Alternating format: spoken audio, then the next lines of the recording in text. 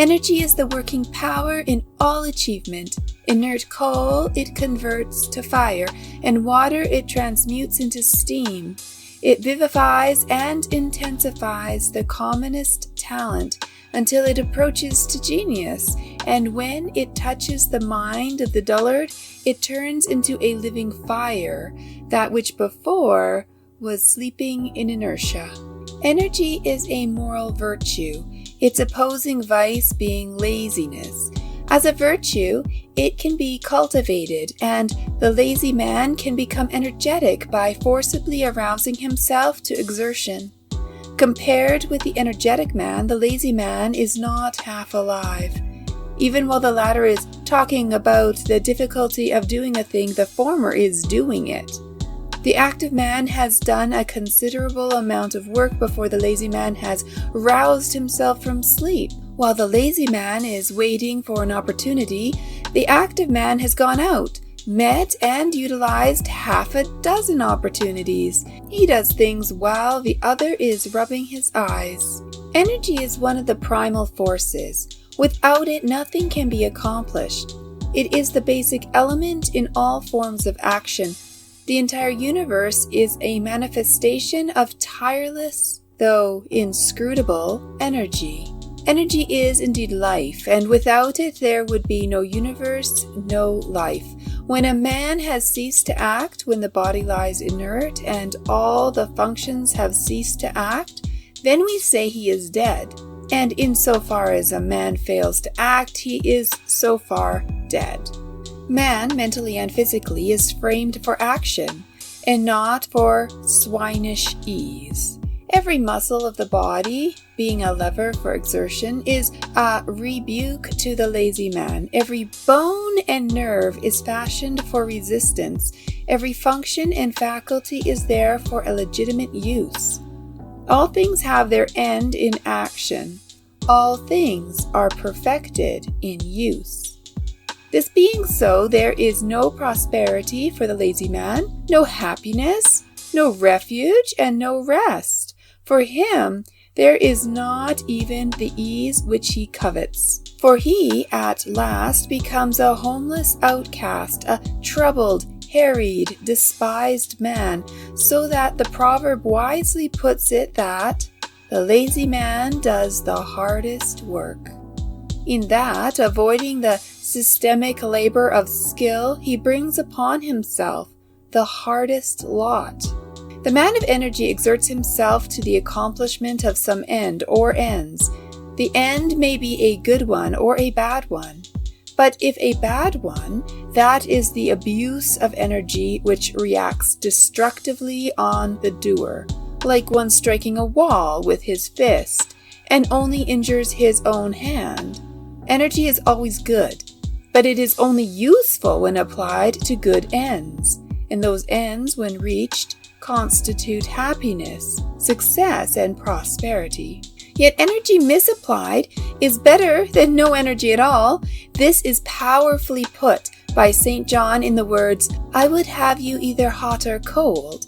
If you are lukewarm, I will spew you out of my mouth." The extremes of heat and cold here symbolize the transforming agency of energy in its good and bad aspects. The lukewarm stage is colorless, lifeless, useless. It can scarcely be said to have either virtue or vice, and is merely barren, empty, fruitless. The man who applies his abounding energy to bad ends has at least one saving virtue, the virtue of exertion, and the very power with which he strives to acquire his selfish ends will bring upon him such difficulties, pains, and sorrows that will compel him to learn by experience, and so at last to refashion his base of action. At the right moment, when his mental eyes open to better purposes, he will turn around and cut new and proper channels for the outflow of his power, and will then be just as strong in good as he formerly was in evil.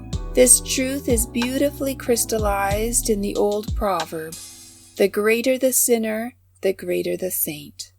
Energy is power, and without it, there will be no accomplishment.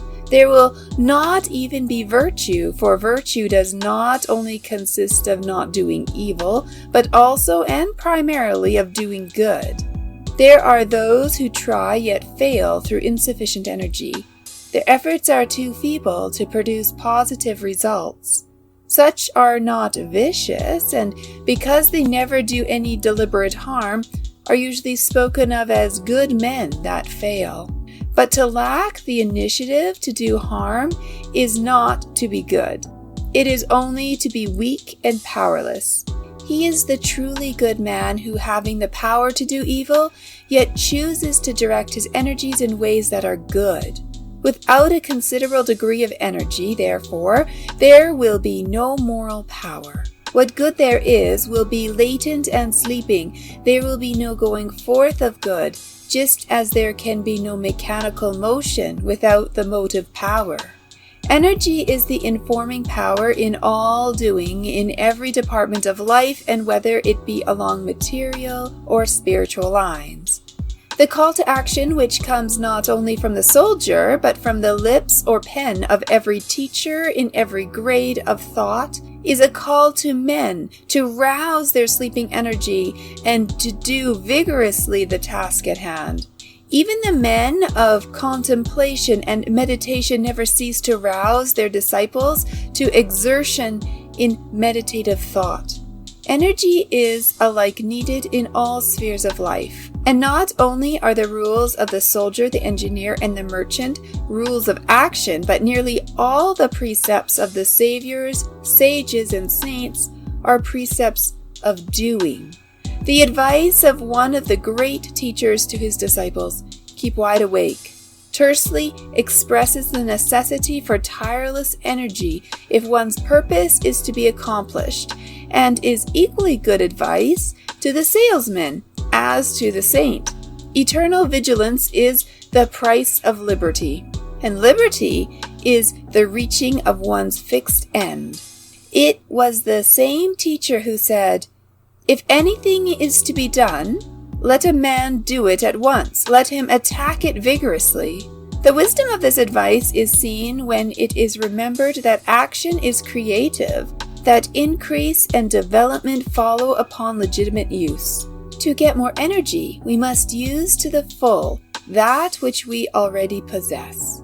Only to him that hath is given. Only to him that puts his hand vigorously to some task do power and freedom come. But energy, to be productive, must not only be directed towards good ends, it must be carefully controlled and conserved.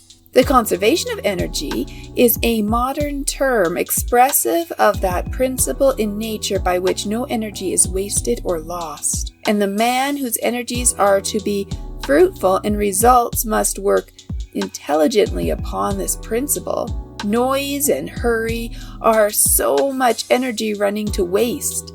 More haste, less speed.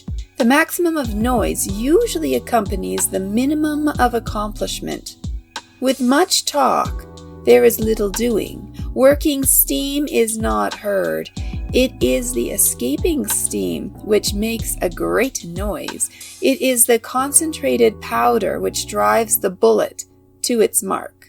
Insofar as a man intensifies his energies by conserving them and concentrating them upon the accomplishment of his purpose, just so far does he gain in quietness and silence, in repose and calmness. It is a great delusion that noise means power. There is no greater baby than the blustering boaster. Physically a man, he is but an infant mentally, and having no strength to do anything, and no work to show, he tries to make up for it by loudly proclaiming what he has done, or could do. Still waters run deep, and the great universal forces are inaudible. Where calmness is, there is the greatest power. Calmness is the sure indication of a strong, well-trained, patiently disciplined mind. The calm man knows his business. Be sure of it. His words are few, but they tell. His schemes are well planned and they work true, like a well-balanced machine. He sees a long way ahead and makes straight for his object.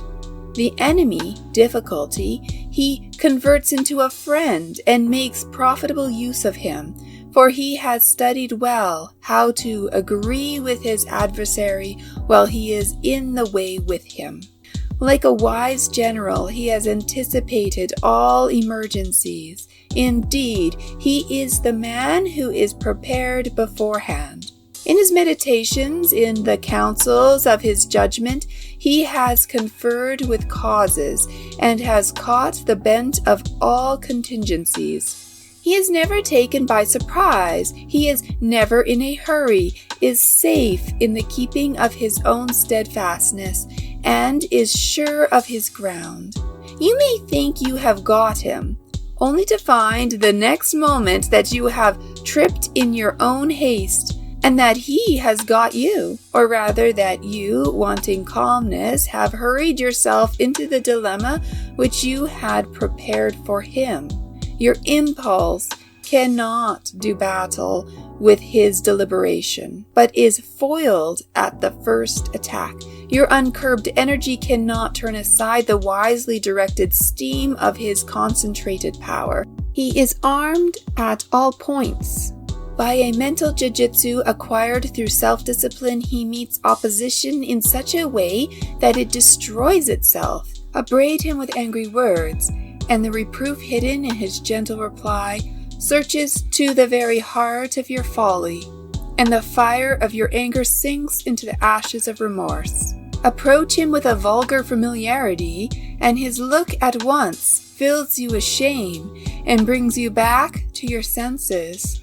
As he is prepared for all events, so he is ready for all men, though no men are ready for him. All weaknesses are betrayed in his presence, and he commands by an inherent force which calmness has rendered habitual and unconscious.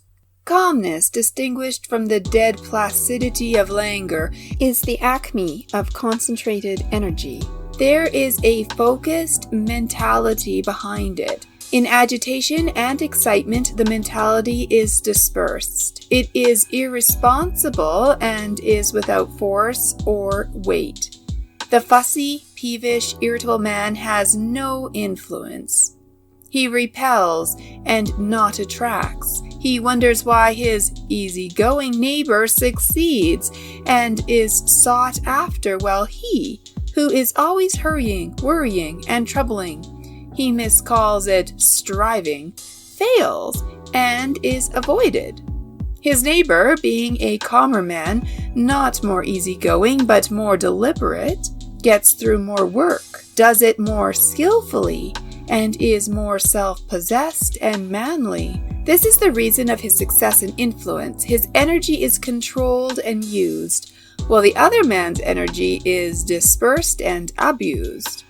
Energy, then, is the first pillar in the temple of prosperity, and without it, as the first and most essential equipment, there can be no prosperity. No energy means no capacity. There is no aptitude for work, and therefore no manly self-respect and independence. Amongst the unemployed will be found many who are unemployable through sheer lack of this first essential of work, energy. The man that stands many hours a day at a street corner with his hands in his pocket and pipe in his mouth, waiting for someone to treat him to a glass of beer, is little likely to find employment or to accept it should it come to him.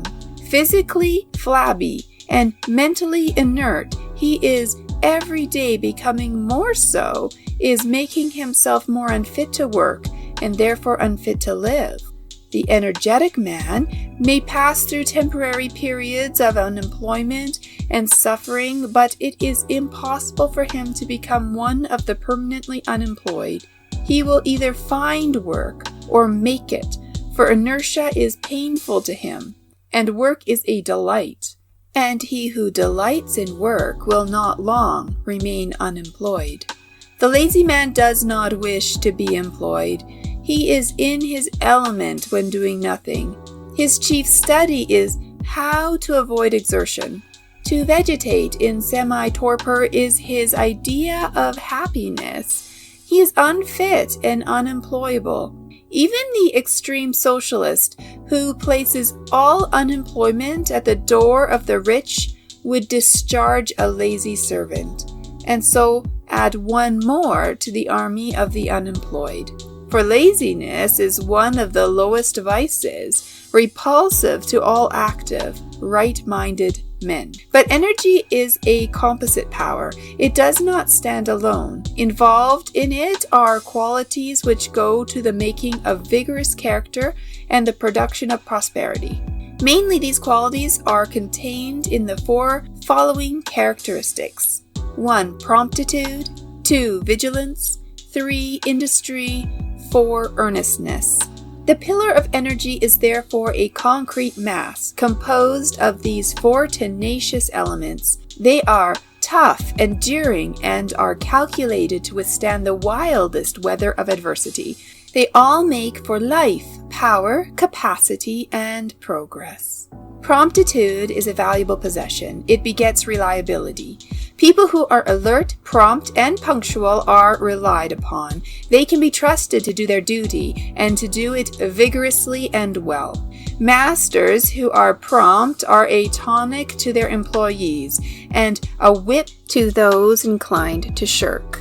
They are a means of wholesome discipline to those who would not otherwise discipline themselves. Thus, while aiding their own usefulness and success, they contribute to the usefulness and success of others. The perfunctory worker who is ever procrastinating and is always behind time becomes a nuisance, if not to himself, to others, and his services come to be regarded as of little economic value.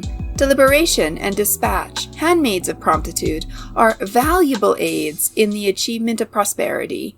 In ordinary business channels, alacrity is a saving power, and promptness spells profit. It is doubtful whether a confirmed procrastinator ever succeeded in business.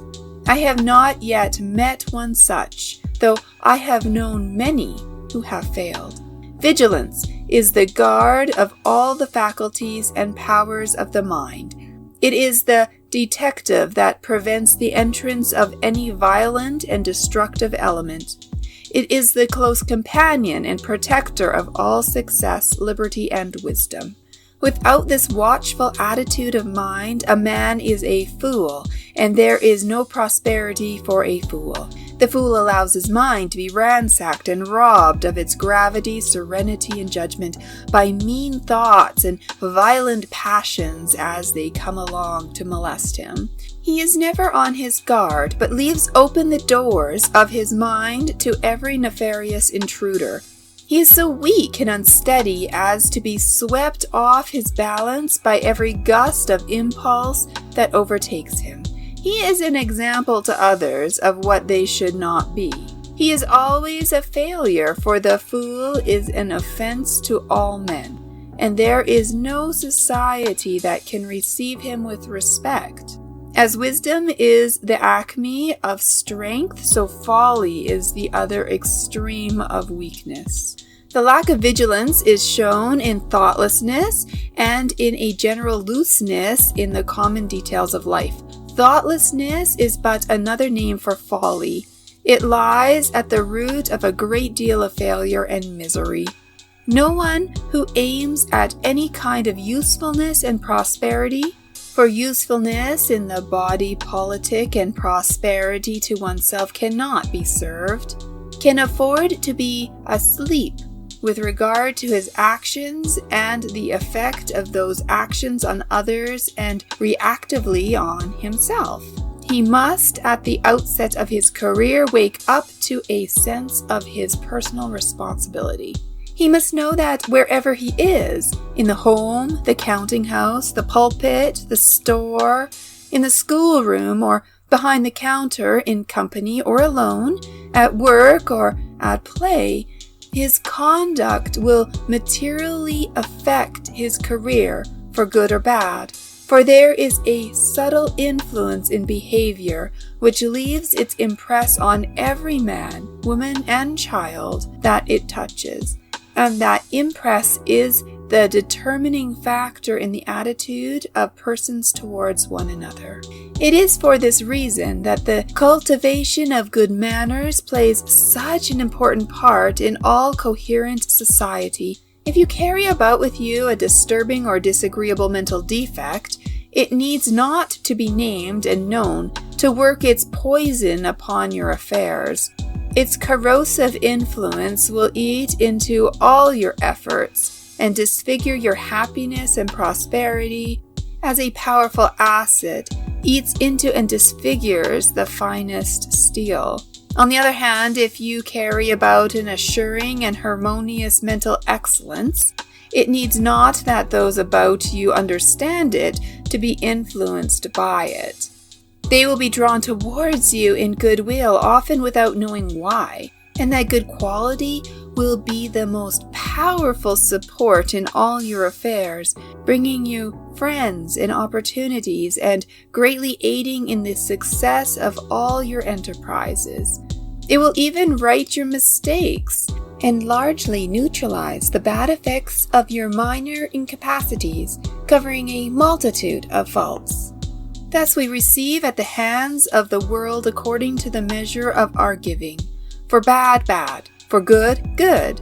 For defective conduct, indifferent influence, and imperfect success. For superior conduct, lasting power, and consummate achievement. We act and the world responds. When the foolish man fails, he blames others and sees no error in himself. But the wise man watches and corrects himself, and so is assured of success. The man whose mind is vigilant and alert has thereby a valuable equipment in the achievement of his aims, and if he be fully alive and wide awake on all occasions, to all opportunities, and against all marring defects of character, what event, what circumstance, what enemy shall overtake him and find him unprepared? What shall prevent him from achieving the legitimate end at which he aims?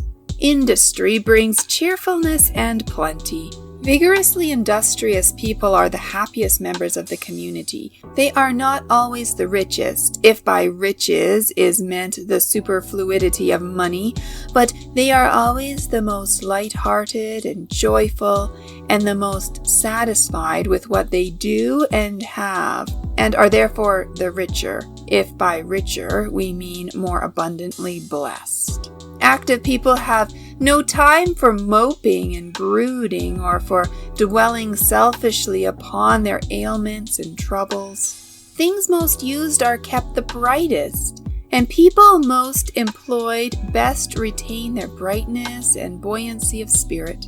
Things unused